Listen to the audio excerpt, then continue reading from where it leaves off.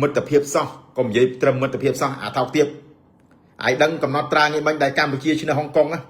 69ឆ្នាំ69ឆ្នាំទម្រាំកម្ពុជាមានថ្ងៃហ្នឹងឈ្នះហុងកុង friendly ថ្ងៃបាញ់ទោះបីវា friendly ក៏ដោយឯគិតមើលតាំងពីឪឯកើតមករត់ឪឯងាប់ទៅវិញទៀតឥឡូវតកដោះក្បាលឯងទៀតឯងថាត្រឹមមិត្តភាពសោះ69ឆ្នាំបើយើងកែប្រែប្រវត្តិសាស្ត្រសម្រាប់ការប្រកួតថ្ងៃនេះថ្ងៃទី9 ខែ 6 2026ធ្វើឲ្យអ្នកគ្រប់ត្រូលគាត់ភ្ញាក់ផ្អើលគ្រប់គ្នាពូនិយាយមែនពូមិនដែលមើលបាល់ទាត់ក្តុកក្ដួលហើយរំភើបដូចថ្ងៃហ្នឹងឯងពូនិយាយមែនអានេះពូប្រាប់ហើយពូមិនដែលចុះផ្ទាល់ទៅមើលដល់ stadium ដូចថ្ងៃមិញទេតែបំណាច់ថាលើកទឹកចិត្ត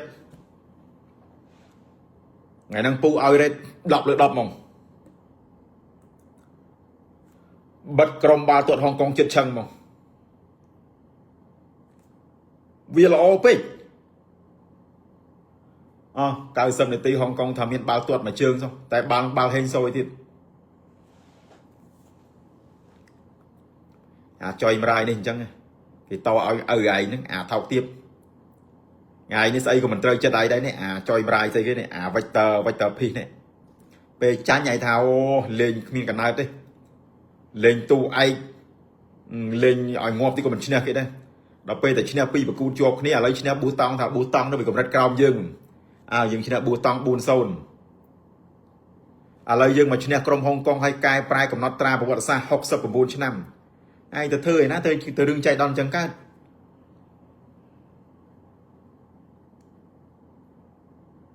ដល់បើភ្លើដូចឯងអញ្ចឹងអាហ្នឹងមិនមែនគេហៅគ្រប់ត្រូលទេអានេះអាហ្នឹងឯងបាយគេគិតថាបើសិនថ្ងៃហ្នឹងចាញ់ណាបើខ្មែរចាញ់ហុងកុងអានេះវាតោហ្មងលុតហ្មងអូយលេងមិនកុំឈ្នះគេដែរពូមិនដែលចេះបញ្ជោមិនដែលចេះលើកទឹកចិត្តទេចេះមិនដែលចេះលើកជើងទេឯងដឹងមនុស្សពូល្អអាក្រក់អញ្ចឹងដូចគេមិញអញ្ចឹងលេងល្អយើងសរសើរដើម្បីពូគាត់មានទឹកចិត្តឥឡូវគ្រប់កីឡាករទាំងអស់សារ៉េតគ្រីចាអាគឹមសុកយុទ្ធអាវីរៈតារាអាណាទៀតអាសេងចន្ទធាសតផុសអរគុណអ្នកគ្រប់ត្រូលអ្នកគ្រប់ត្រូលនឹងហើយគឺជាកម្លាំងចិត្តដ៏សំខាន់ពូយើងលេងក្នុងដីយើងគឺអ្នកគ្រប់ត្រូលដែលទៅគ្រប់ត្រូលភ្លុកទឹកភ្លុកដីគិតមើល 27,000 អ្នកទស្សនាផ្ទាល់អានឹងយើងអត់គិតអ្នកទស្សនាតាមការ live តាម TV ទៀតអញ្ចឹងកម្លាំងចិត្តដែលពួកគាត់គ្រប់ត្រូលហ្នឹងឯងដែលជំរុញឲ្យនេះក្រុមជម្រើសជាតិយើងយកជ័យជំនះនេះយើងមើលទៅវាសាមញ្ញតែការលេងឯមិញពូនិយាយមិញអាគ្រាប់ទី2ពូស្រឡាញ់ហួសមកគ្រាប់ទី2អូយគ្រាប់ទី2comeback ដូចរៀលម៉ាឌ្រីតចឹងគ្រាប់ទី2ម៉ែប៉ះតម្លាក់ដោខាងការដើរគាត់បានបាល់ការដើរវិញការដើរឆែកមើលឲ្យឃើញតែអាធាឡើងការដើរកាត់ផ្លឹបឈឹបគ្រាប់ទី2តែគ្រាប់ទី1ហ្នឹងក៏ស្អាតដែររឿងចៃដន្យថ្ងៃហ្នឹងមួយទៀតរឿងអច្ឆរិយៈអាចថាថ្ងៃនេះវាជា amazing day ដែរមិនដែររយៈពេលប្រហែល7ឆ្នាំចុងក្រោយនេះអ៊ុយ19នេះទប់ស្មើជាមួយក្រុមអ៊ុយ19អូស្ត្រាលី 2-2 នៅលើទឹកដីឥណ្ឌូនេស៊ីក្រោយពីយើងទប់ស្មើជាមួយនឹងក្រុមអ៊ុយ19អូស្ត្រាលីវាមិនមែនរឿងចៃដន្យទេណាដែលអ៊ុយ19យើងទប់ស្មើជាមួយនឹងក្រុមអ៊ុយ19អូស្ត្រាលីយើងចាញ់គេទាំងបច្ចេកទេសទាំងកម្លាំងទាំងកាយសម្បត្តិតែទីបំផុតអ៊ុយ19កម្ពុជាទប់ស្មើទៅបានហើយឡើងទៅកាន់វគ្គ4ក្រុមចុងក្រោយប៉ះជាមួយនឹងក្រុមអ៊ុយ19ថៃថ្ងៃទី11នេះឥណ្ឌូនេស៊ីជួបអូស្ត្រាលីម៉ោង 4 ល្ងាចកម្ពុជាជួបថៃម៉ោង 4 ល្ងាចដូចគ្នាវគ្គ4ក្រុមចុងក្រោយ semi final 7 ឆ្នាំហើយអ៊ុយ19យើងមិនដែលឈ្នះអូស្ត្រាលីទេ2016ចាញ់អូស្ត្រាលី 2-0 2019ចាញ់អូស្ត្រាលី 5-1 ឥឡូវឲ្យគិតមើលពី2019ដល់2026 7 ឆ្នាំទម្រាំតែអ៊ុយ19យើងបានកែប្រែកំណត់ត្រាទោះបីយើងមិនឈ្នះអូស្ត្រាលីតែយើងបានទប់ត្រឹមស្មើ 2-2 ហើយឡើងទៅកាន់វគ្គ semi final 4ក្រុមចុងក្រោយជួបជាមួយនឹងក្រុមអ៊ុយ19របស់ថៃ ផ្នែកបាល់ទាត់នេះយើងបានស្មើដែរមួយស្មើអញ្ចឹងថ្ងៃនេះគេហៅថា 3 in 1 3ក្នុងពេលតែមួយដូចប្រហែលថ្ងៃមុនដែលយើងឈ្នះក្នុងពេលតែមួយដូចគ្នាបាល់ទាត់នារីក៏យើងឈ្នះអ៊ុយ19ក៏យើងឈ្នះឈុតធំក៏យើងឈ្នះថ្ងៃយើងឈ្នះប៊ូតង់ 4-0 នេះ for in the game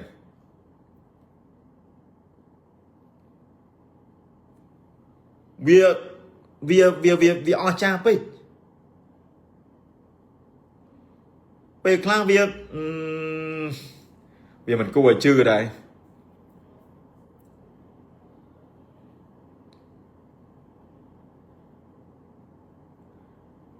ចាប់ពីពេលនេះទៅក្រោយពីយើងទប់ស្មើជាមួយអូស្ត្រាលី2ស្មើហើយឡើងទៅកាន់វគ្គ4ក្រុមជួបអ៊ុយ19ថៃយើងលេងប៉ះថៃលើកហ្នឹងយើងមិនមែនជាការប្រកួតធម្មតាទេលេងប៉ះថៃនេះត្រូវដឹងទី1ការចងចាំដែលយើងបាត់បង់ទឹកដីនៅក្នុងចំនួនព្រំដែនរយៈពេលជិត1ឆ្នាំនេះ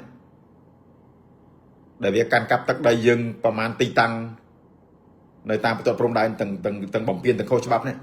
អញ្ចឹងពូហ៊ាននិយាយថាបាល់ទាត់នេះគឺប្រៀបដូចជាសង្គ្រាមមួយកីឡានៅលើវាស្មៅអញ្ចឹងចាំមើល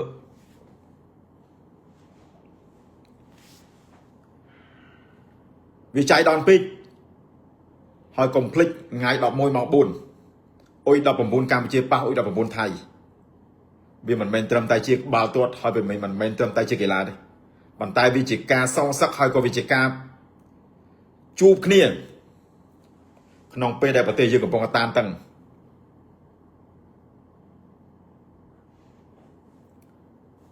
អូអានេះពូនិយាយ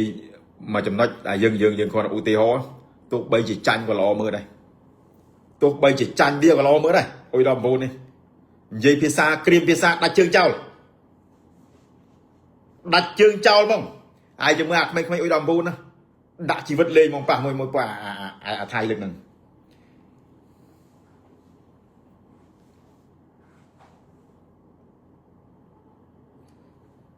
យើងចាញ់វាជារឿងធម្មតាទេបើឧទាហរណ៍បើយើងចាញ់វាក៏ប៉ុន្តែបើវាចាញ់យើងវិញវាអាម៉ាស់ខ្លាំងណាស់វាអាម៉ាស់ក្នុងកំឡុងពេលដែលវាគិតថាវាមានព្រៀបលើយើងធ្វើអីវាអត់បានទាំងការទូតក៏ប៉ុន្តែកីឡាអាបាល់ហ្នឹងវាមើលអត់ខេងទេដោយល្ងាចមិញអញ្ចឹង69ឆ្នាំកម្ពុជាមិនដែលឈ្នះហុងកុងទេមិនដែលទេប៉ុន្តែកម្ពុជាធ្វើឲ្យអ្នកគាំទ្របាល់ទាត់ភ្លឺភ្នែក Yes standing day ថ្ងៃ11ម៉ោង4ល្ងាចឥណ្ឌូនេស៊ីធ្វើម្ចាស់ផ្ទះឥណ្ឌូនេស៊ីជួបអូស្ត្រាលីកម្ពុជាប៉ះថៃអូឡាយប្រវត្តិសាស្ត្រកម្រមានណាស់ថ្ងៃ11ហ្នឹងប្រហែលថ្ងៃទៀតនេះ3ថ្ងៃទៀតទៅ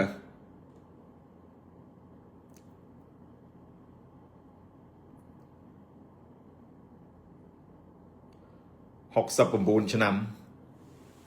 ហើយចំថ្ងៃទៀតថ្ងៃ9ខែ6វាចាយដល់នេះមែនទេវាដូចជារឿងនិទានមួយដែលគេសរសេរហើយត្រូវបានកត់ត្រានៅថ្ងៃហ្នឹងចំថ្ងៃហ្នឹងរយៈពេល69ឆ្នាំដែលយើងមិនដែលឈ្នះហុងកុងហើយចំថ្ងៃ6ខែ9អូចំថ្ងៃ9ខែ6វាដូចជាគេរៀបទុកអញ្ចឹងអូសូម្បីតែពូទៅមើលក៏រំភើបដែរ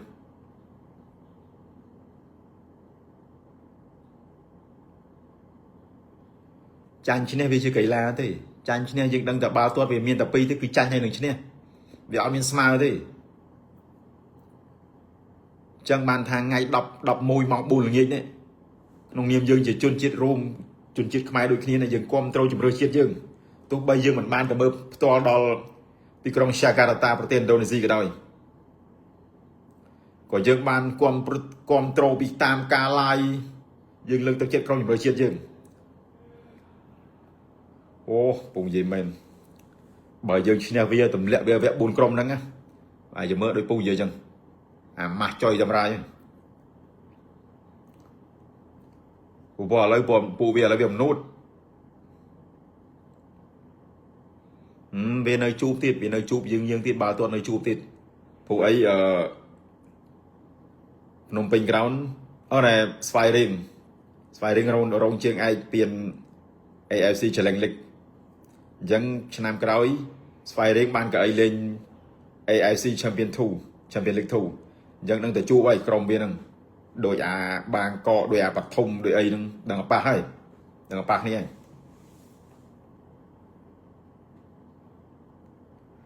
អារម្មណ៍ពូវាពិបាកនឹងនិយាយពិបាកពណ៌នាតែគាត់ថាពូផ្ដាំទៅក្មួយទាំងអស់ទាំងអ៊ុយ19ទាំងជុតធំ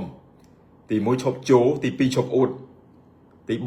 3កុំលេងតែដើម្បីស្រីកុំលេងតែដើម្បីបានរូបតែប៉ុណ្ណឹងចាំតែប៉ុណ្ណឹងបានហើយត្រូវយកបេះដូងថាអញពាក់អាវជំរឿជាតិអញលេងដើម្បីជាតិលេងដើម្បីប្រទេសហើយក្មួយអ៊ុយ19ឯងចាំឲ្យច្បាស់ថ្ងៃហ្នឹង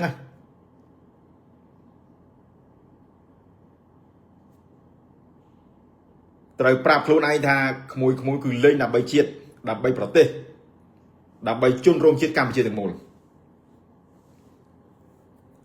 យើងមិនមែនតែប្រើហិង្សាទេគឺយើងលេងបាល់គឺជាកីឡា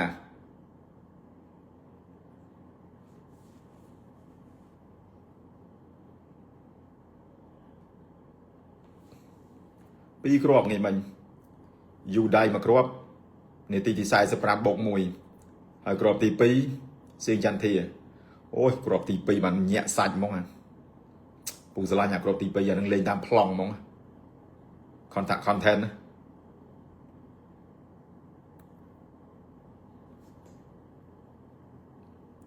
អត់ទេថ្ងៃនេះបរទេសដែលចូលសញ្ជាតិល្អច្រើនណាស់ដូច Neto Kader Yudai Alistair អូជួយបានច្រើនណាស់